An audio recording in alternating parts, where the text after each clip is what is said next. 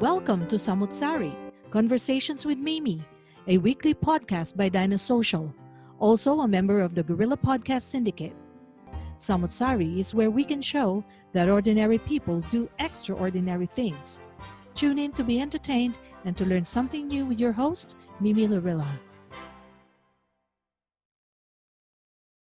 Hello, everybody, and welcome to Samu't Sari Conversations with Mimi podcast. This is your host, Mimi Laurelia, and this podcast is a very interesting one because we talk about hot topics and other topics of interest to both men and women alike. We also feature guests who share their passion and their commitment to their profession, to their talents, or to their whatever endeavors that they have at the moment. And we share stories because we believe that we can learn from ordinary people who make extraordinary things. And for this episode, I'm very happy to have a dear friend of mine, Fr Elmer Ibarra, to join us. So I'll get Fr Elmer to say hello first, and then we'll talk about the topic for today, which is kind of like very applicable, not just today, but in the coming near, or I don't know whether you call it near future or long term because of the COVID. But I'd like to say hi first to Fr Elmer. How are you? Hello, Mimi. I'm good. Thank you so much. Thank you for having me at your as a guest at your podcast for tonight.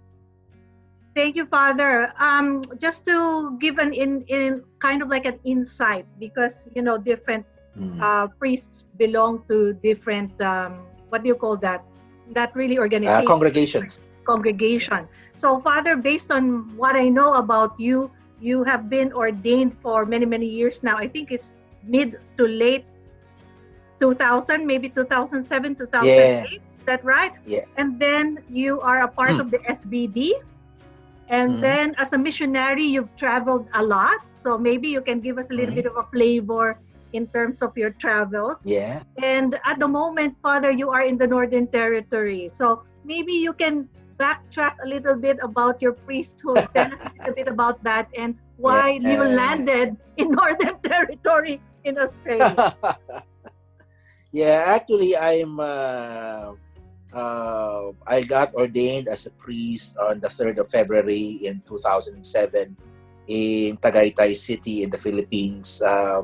I belong to a class of 13 priests, and among the 13 priests, some of us are assigned abroad. Some of us are now in the Philippines, and I'm the one of the few who are still working in a foreign mission, as they say.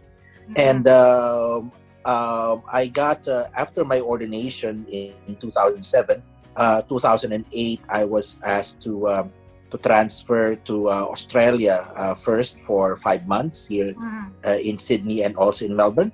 And then after that, I got my first assignment, which is to be assistant parish priest in St. Patrick's Parish in Wellington, New Zealand. And I became parish priest after 1 year. And then I stayed there for 5 more years. So I was in New Zealand from 2008 until 2014.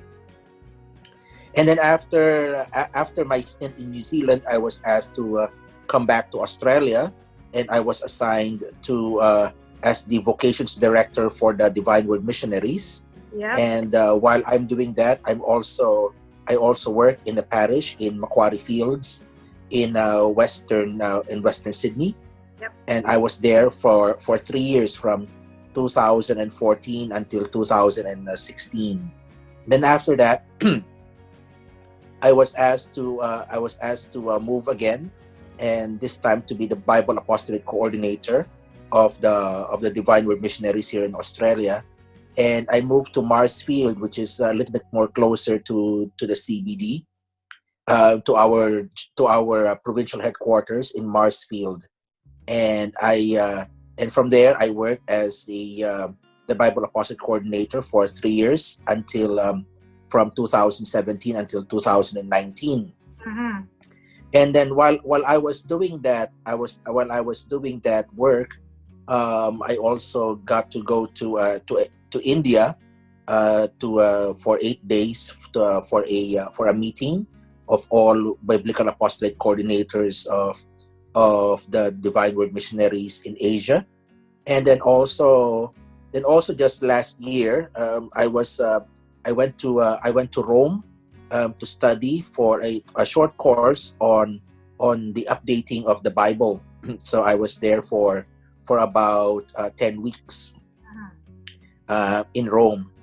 And then while I was in Rome, since we are having our regular assignments, regular term assignments, I was asked if I could become a parish priest again, and this time here in Saint Santa Teresa Catholic Church here in Santa Teresa in the Northern Territory. So that's why I got assigned here. So I started last January, and I'm still the Bible Apostolic Coordinator for the province because I've accepted to renew that term while being A parish priest. parish priest here in Santa Teresa in Northern Territory. So I've been That's how you here landed since there. January, and I think I'll stay here until for the next 3 years. Wow. So you're like a globetrotter, Father. You traveled around the world. And I'd park that fact, Father, because that has a bearing to one of my future questions. Yeah, sure, of We'll course. keep No that in worries. mind. The topic Yeah. of today's podcast, Father, is how to keep your faith alive and strong during these trying times. And I thought that I'd have this conversation with you because obviously this is your area of expertise, faith, and especially the Catholic faith. And no other person that I can think of to ask, but obviously you, being Yeah, thank you. a shepherd of the bigger flock, of a bigger group. So, Father, based on let's dive right into my first question, which I said has something to do with you traveling a lot. So, have you noticed during your travels and your different assignments that people have a different way of expressing their faith now? Because you've been a priest since 2007. So, have you noticed any evolution of the Catholic faith, for example, or the way people express their faith? Is it like becoming more modern now, or are we still in the traditional side of doing things? Can you give us a little bit of insight as to how you see the faith evolving over time? Yeah, well, I wouldn't really say that it has been evolving through time. It is the faith that is being expressed is somehow different from culture to culture. There are cultures that for them faith is something that has to be publicly expressed, and there are also cultures that faith is more of a private matter, and they are not really comfortable in talking about it in the public arena. Yeah. And that depends from culture to culture. Like for example, in the Philippines, we have been very, very expressive of our faith. Um, we always have these processions. We always have these devotions. We always have fiestas and festivals in honor of different saints. Like today is the solemnity of Saints Peter and Peter Paul. and So Paul, I could yeah. just imagine, yeah. So I could just imagine that there are in the Philippines parishes who are named after Saints Peter and Saint Paul. That's right. They're having their fiesta. I mean, well, of course, because of COVID-19, they cannot do that. But otherwise, if not for this pandemic that we are experiencing at the moment, I wouldn't be surprised if they have all these activities to celebrate. Now, also, but on the other end of the spectrum, in my experience, you also have the New Zealanders and Australians who are basically very European in their style of expressing their faith. That for them, faith is really more of a private matter, a private business, where they are very faithful. I mean, they do have a good sense of belief. However, saying that they are more of keeping it to themselves, like in my experience in New Zealand and Australia, we would never you could never imagine something like a procession happening outside. You Yeah. know, for them, for them, church is all about going to mass, and also there's a little bit of socializing afterwards. Some of them, they are also particular with the with some kind of devotions, but generally they would rather have, it is not really a public expression in the public arena, but they do have faith. They do still want to send their children to a Catholic school. They still believe that that the Catholic school is still better in forming their kids, so that not only about their faith, but they could also imbibe the values of the Gospels, the values of Jesus Christ. Mm-hmm. So you have that, and now also in my experience, because I was in New Zealand for quite some time, I've also had an experience to be with Pacific Islanders, where they are also like Filipinos, that they are also very, very devoted to their faith. They love saying the rosary. They love having their novenas. They Mm-hmm. also love the devotion to to Divine Mercy. They also have great choirs. They also participate in the church very much. So it, for in my experience, it really depends from culture to culture on how they express their faith. Even though, if you're going to say about evolution, I think the sad reality now is we live in this part of the world where the world is becoming more secularized. So a lot of people are starting to question about the role of faith in their lives, and whether Mm-hmm. it is really relevant in their lives or not. Yeah. So I think that is also the evolution that we are experiencing. And even second, third generation migrants who come to this country also imbibe that kind of idea, that once that they had inherited the faith, but once their parents have passed on, so they also question, how is faith relevant in That's their right. lives. So Yeah. we do experience that, unfortunately. But that is also in the same way a challenge to our church on Yes, it's a challenge. how Yeah. how we should cater to these kinds of people who are not really questioning their faith, but it is really more of trying to make the sense of what does faith, what does religion do in their lives, and is it still relevant. So Yes, that's yes. that's how. That's Mm, that's a very good insight, Father, which leads me to my next mm. question. So Yeah, now sure. that we have all these challenges, questioning the relevance of faith in our daily lives, as a spiritual guide, mentor, spiritual advisor, um, as a priest, how do you um, bring back the sense of trust into what they believe in? And how do you, what are the practical and actionable things that you do to enable that to happen? Yeah.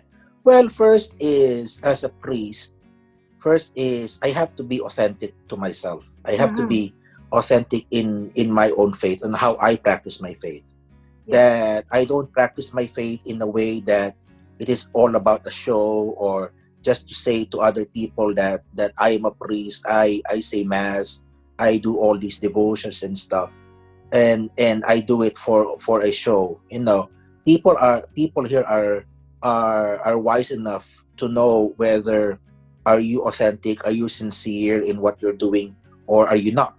And this is the challenge on my part, that whatever I do, whatever I say, it has to be authentic, that it really comes from myself, Mm-hmm. and it comes from myself because of the deep belief that I have in our Lord Jesus Christ. So in a way, as a missionary, um, that is the first challenge, and it is not just about telling people, oh, you go to mass on Sunday, or you pray the rosary, or you say the Divina. It's not about those, but could people also see how I practice my faith in my own, as a person, not only just a priest, but also as a common human being.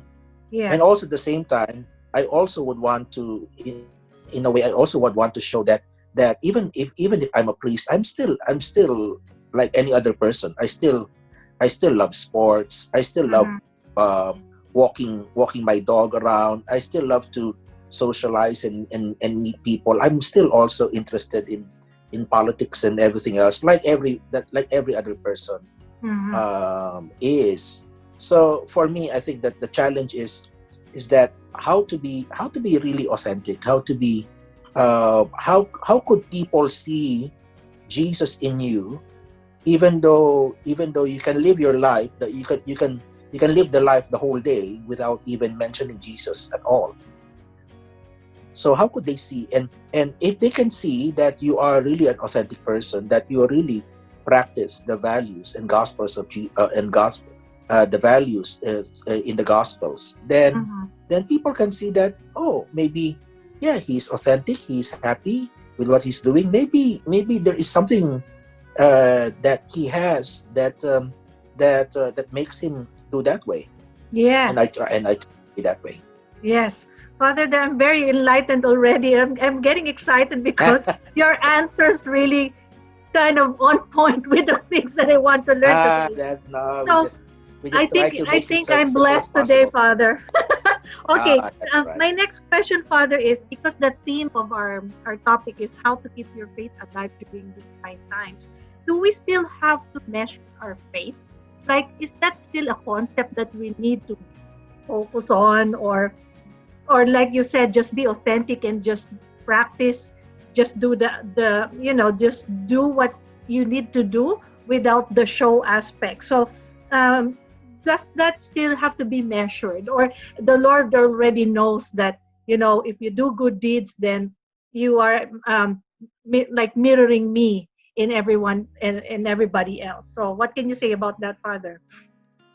I don't really want to say that one has to measure, like in the sense, I don't really want to say that you become more holy by saying a rosary a day, Mm-hmm. or you become more holy by doing all these novenas and devotion.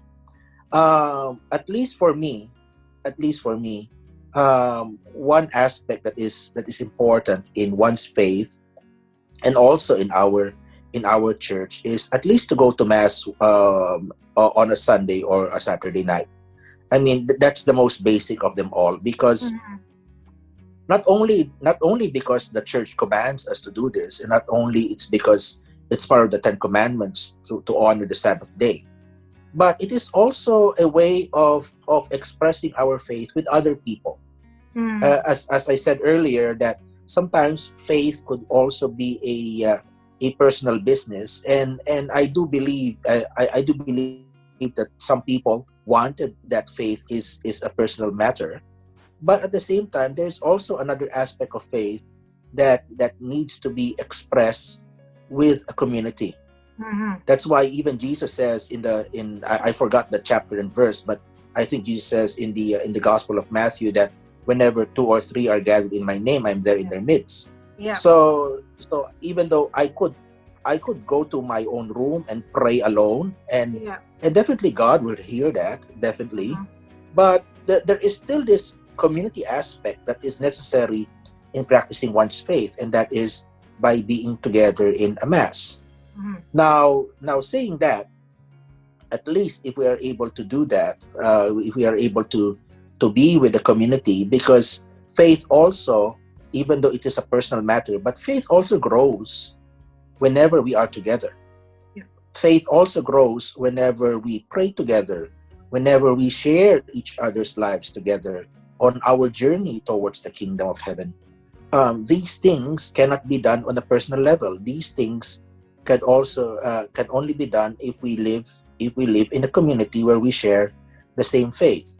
Now, now asking about measuring, I don't really want that faith is measured, but it really depends on how you practice it. Mm-hmm.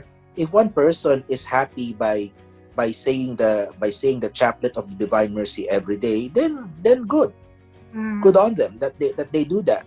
If a person um, feels that he or she would be more holy by saying a rosary every night before they go Yeah. to sleep, then well and good. Okay. I because each of us, we have our own way of expressing our faith, That's and right. I would be honest. There are a lot of people there when it comes to devotions. They are more devoted than I am, Yeah. and and So there's no and prescription, but Father. There's no prescription. It there's no depends on. there's no prescription. There's no prescription. I would only stick to at least to the bare minimum, Mm, and that is to attend church every Sunday. yeah. That for me, that's the bare I minimum. mean, But of oh, course, in yeah. practicing the faith, we should not simply content ourselves with the Of minimum. We course. should also try to uh to do more. Yes, of But course. at least, but at least, if one really truly believes in Jesus Christ, then let us also try to do what He commands us, and that is Mm, and that is to make the Sabbath day holy. And how could we make the Sabbath day holy? By coming together as a community in prayer, and that is the Mass. yeah. Father, what can you say about online TV masses at the moment? Because we obviously not all Mm, communities are open to having face-to-face masses. For example, I mm. have more time to do online masses now, so I'm devoted to my online masses. Sometimes I'm in Quiapo, sometimes I'm in Manila Cathedral, sometimes I'm in Canada, sometimes I'm in Levin, sometimes I'm somewhere in the Vatican. So wondered whether that would be kind of okay to do at the moment as a bare minimum.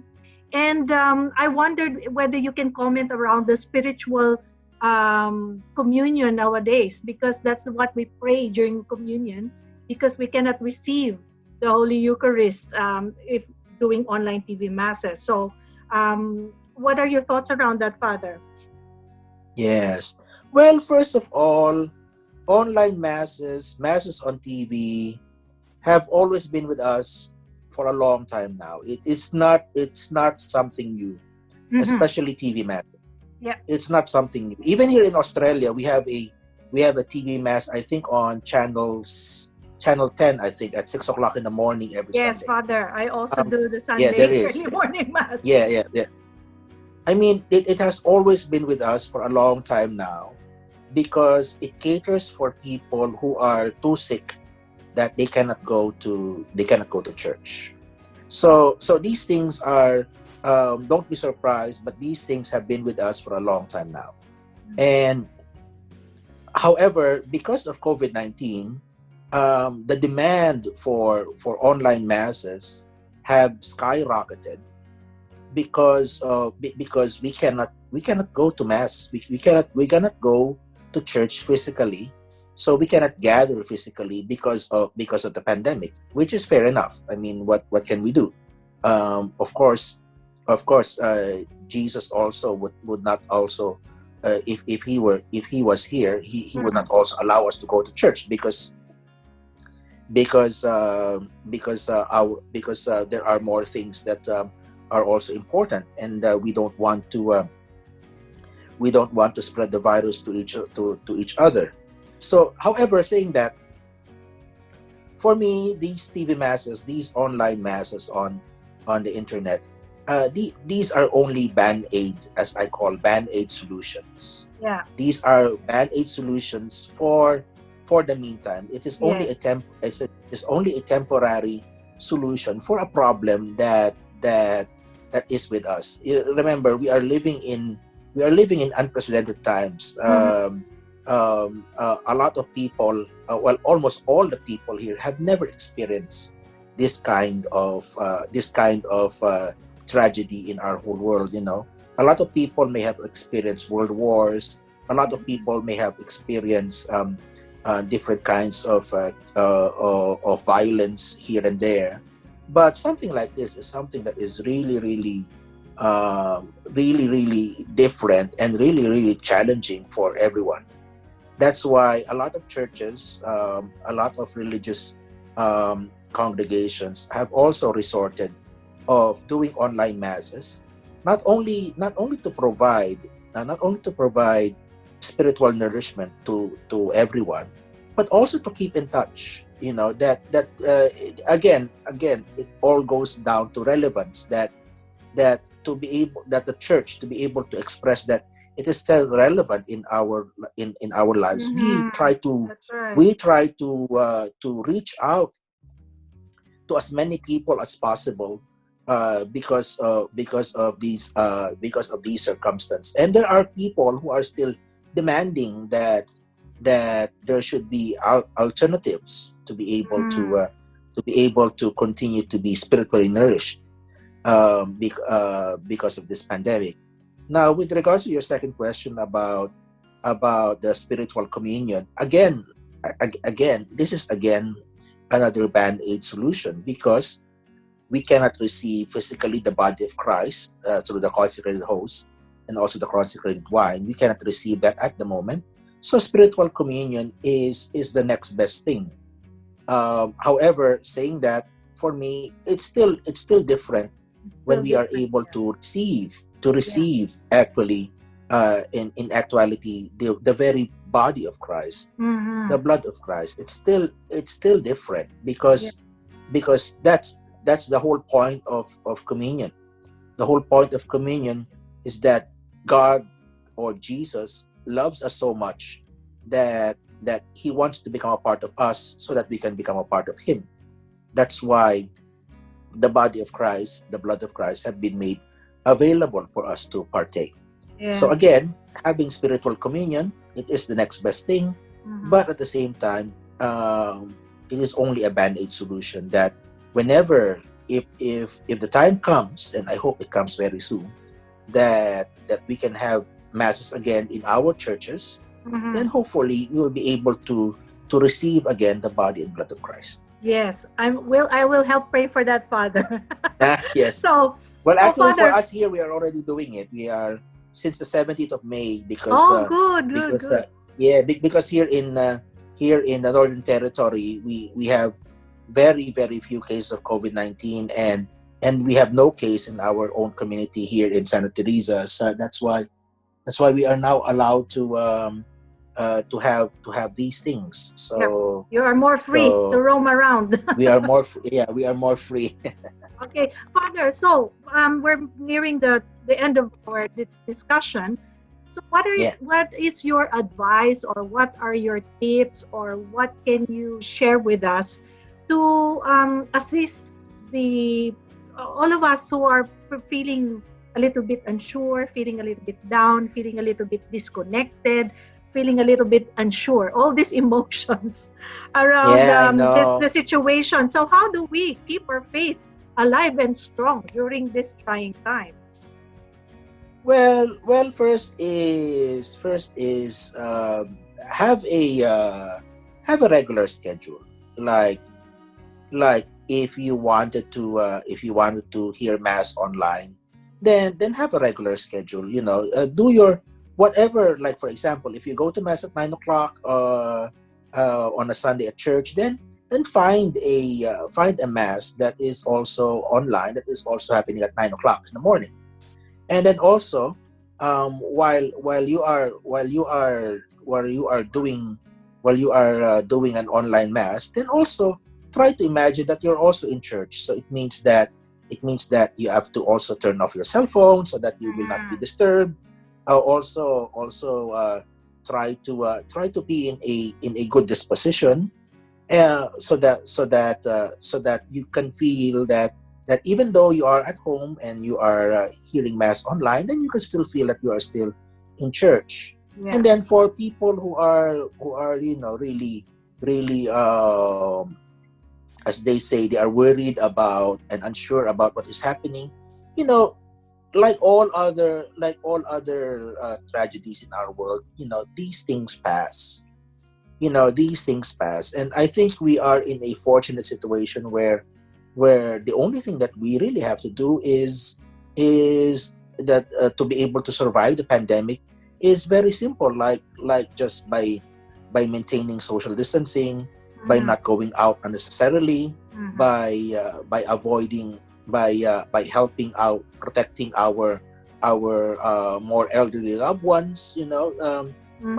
by washing our hands, all these to survive a pandemic is, we are lucky that that it is very, to survive this pandemic is very, very simple. Even though it does worry a lot of people, because this is something that has never happened to us in our lifetimes. Of Mm. course, there have been pandemics in the past, but for most of us, we have never experienced something like this in our own lifetimes. And yet, the solution is very, very easy. So we should thank God for that, and at the same time, also try to heed the advice of our government, and also our health officials, by doing what is necessary.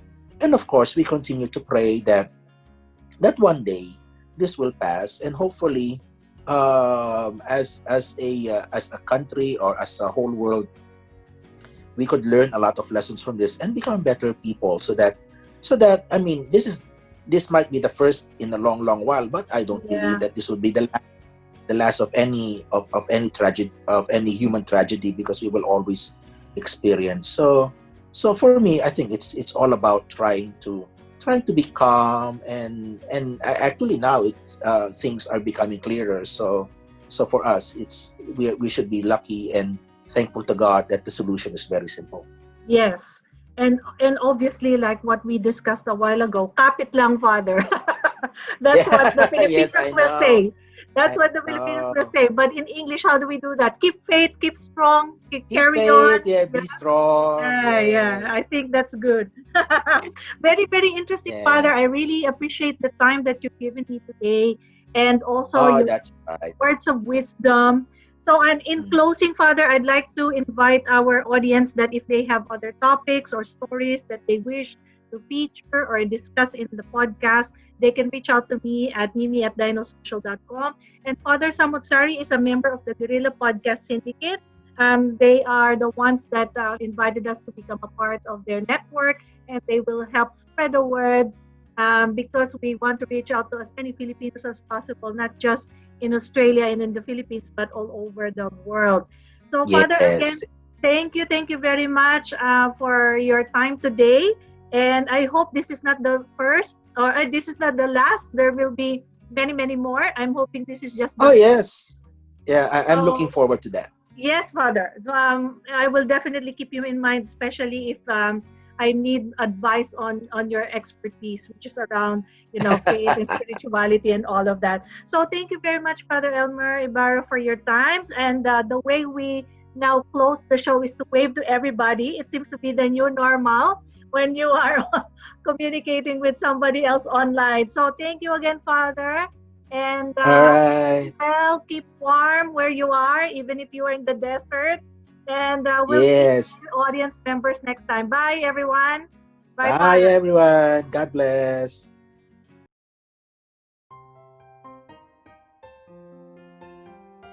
If you find value in this episode, make sure you like and subscribe to be notified of new releases. If you have any questions or suggestions, please reach out to Gorilla Podcast or send us an email at mimi@dinosocial.com. Spread the word and don't forget to tune in next time.